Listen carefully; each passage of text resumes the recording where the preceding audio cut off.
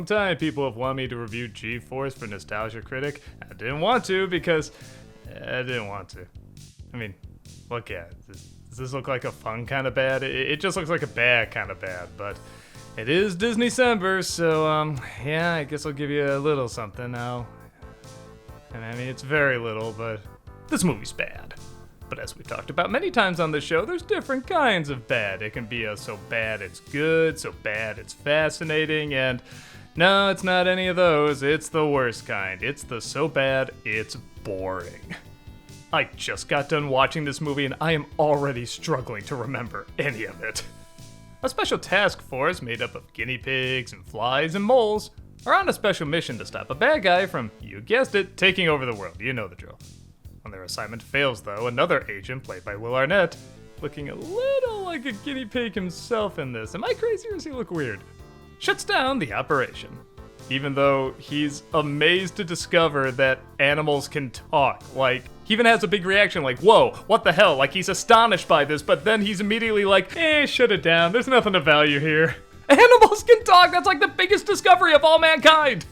If, say, they already knew animals could talk and they're like, okay, we're gonna go and use this technology on, like, the dolphins or something, like, I don't know, you could do something funnier with that, but this movie is not interested in comedy.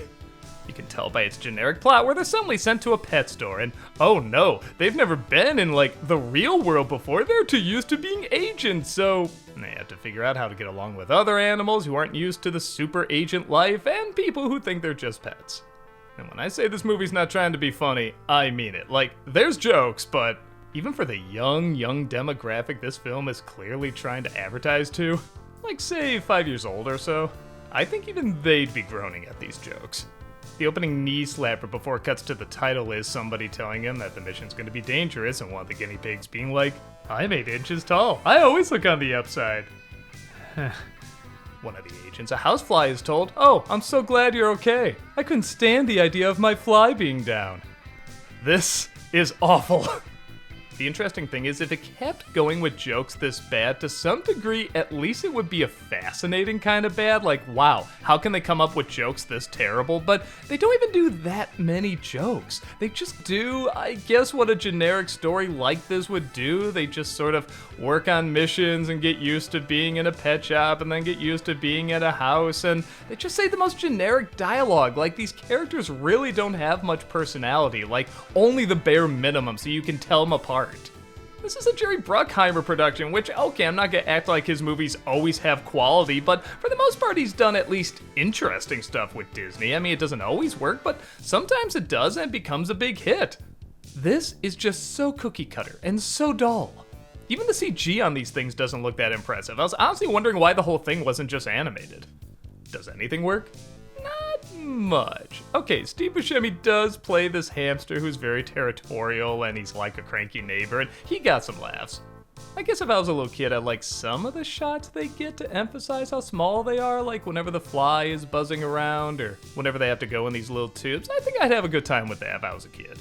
There's an okay running joke involving a love triangle, which they don't really take that seriously, and I'm happy about that. It's one thing I don't want them to take seriously. They kind of have this one character act like, well, she might be interested in this person, but if he becomes interested in me, then suddenly I'm not interested in them. And they kind of keep going back and forth with this, and yes, it's just one joke dragged out, but some of the writing for it is okay.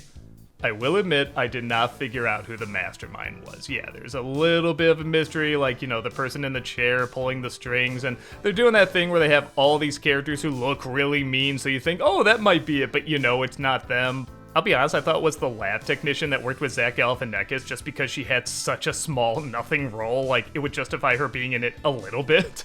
But even when it's revealed who it is, I feel like it was done just to make another bad joke, because when you figure out who it is, yeah, you already know the joke that's coming. Speaking of Zach Galifianakis, he is trying way too hard for this movie. Like, he is legit performing like he is in a real spy thriller. Like, there's no winking to the camera or anything, which, on the one hand, okay, you gotta admire his dedication, but on the other hand, it just makes you hate the script even more. You have Zach Galifianakis in your movie, come on! Even if he does play it super serious, that becomes funny if you give some real dramatic moments, like actually write the character really heavy emotional stuff, but they don't do that, they just give him other bad jokes. Or he just has generic lines a character like this would say.